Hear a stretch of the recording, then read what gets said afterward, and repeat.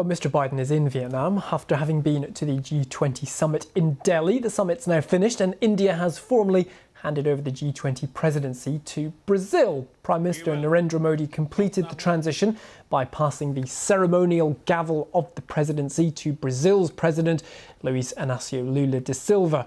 Earlier on, the leaders gathered for a ceremony at the memorial of Mahatma Gandhi, India's independence leader. On Saturday, the group issued a joint declaration on the war in Ukraine, but the statement made no mention of Russian aggression.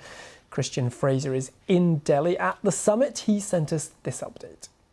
The leaders jetting out of New Delhi this hour at the end of 2 days of the G20 summit, and I would think immense satisfaction on the part of the Indians that they got the communique across the line, because when the leaders arrived here 48 hours ago, there was a giant gap in that text, specifically in relation to Ukraine. There were 200 Sherpa meetings to find the right language that would find consensus in the room. But today, as the gavel was passed to Brazil, that communique adopted in full. Earlier in the day, though, a lot of it was about the ceremony. The leaders were out and about in New Delhi. First, let's focus on Rishi Sunak, who went to a Hindu temple, proud Hindu himself, of course, with his wife Akshata Murthy. This was the Akshardhar temple in New Delhi.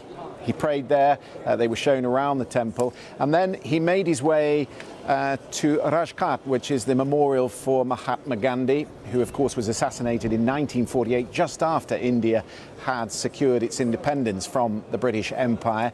This is the spot where Mahatma Gandhi was cremated all those years ago, and all 20 leaders joining in the rain, monsoonal weather here in India today, in the rain to present their memorial, their wreaths to Mahatma Gandhi. For him personally, Mr. Modi, in the run-up to an election next year in a third term, I would think he'll be very pleased with what he's got out of the weekend. But let us talk specifically about the Ukraine passage, because that's where most of the focus has been, and particularly how it's been watered down when you compare it to the document they agreed in Bali a year ago. So Gon is deplores in the strongest terms the aggression by the Russian Federation against Ukraine, and inserted in its place, we reiterated our national positions. All states must refrain from the threat of the use of force to seek territorial acquisition. Sergei Lavrov has been giving a press conference, clearly well satisfied with the language that they've secured,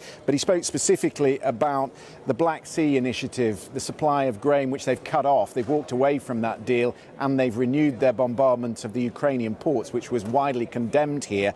Mr. Lavrov said it is possible to revive the Black Sea initiative as long as the West removes obstacles to the export of Russian grain and fertilizer. Here's a response from the British Prime Minister, Rishi Sunak. The G20 is obviously a large collection of countries that don't all necessarily share the same values and the same perspective, but it is important that the G20 has come together and issued very strong condemnation for the impact of the war in Ukraine on food prices and energy security. That's something that I was keen to highlight. I'm glad that that is there in the statement in black and white, and there's very strong language highlighting the suffering that the war is doing, the impact it's having on food prices, and the need for Russia to rejoin the Black Sea Grain Initiative and to halt attacks on civilian infrastructure in Ukraine. You know, that's something that I wanted to make sure that we did here. That's something that has happened, and that is something that I think everyone has sat up and taken notice of.